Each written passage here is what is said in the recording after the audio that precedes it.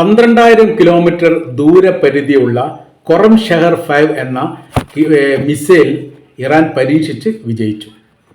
അത് അവർ പുറത്തുവിടുകയും ചെയ്തു. നിലവിൽ 2,000 കിലോമീറ്റർ പരിധിയുള്ള മിസൈൽ മാത്രമാണ് ഇറാന്റെ കൈവശത്തിൽ ഉണ്ടായിരുന്നത്.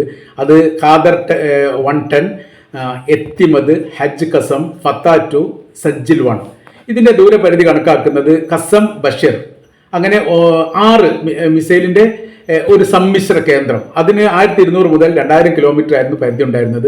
ഇത് അതിനൊക്കെ കവച്ചു വെച്ചുകൊണ്ട് 12,000 കിലോമീറ്റർ പരിധിയിലേക്ക് മിസൈൽ പരീക്ഷ നടത്തി അവർ വിജയിച്ചിരിക്കുന്നു എന്നുള്ളത് അമേരിക്കയും ഇസ്രായേലിനൊക്കെ വല്ലാത്ത രീതിയിൽ ഭയപ്പെടുത്തുകയും ഞെട്ടിപ്പിക്കുകയും ചെയ്തിരിക്കുന്ന കാര്യമാണ്.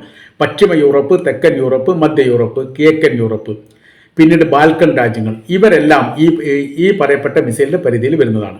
പശ്ചിമ അമേരിക്കയുടെ തീരത്തേക്ക് ആക്രമിക്കാൻ പോലും ഇതിന് സാധിക്കുമെന്നുള്ളതാണ്. 10,000 മുതൽ 10,500 കിലോമീറ്റർ ദൂരപരിധിയാണ് കണക്കാക്കുന്നത് ഈ ഇറാനിൽ നിന്ന് അമേരിക്കയിലേക്കുള്ള ദൂരം.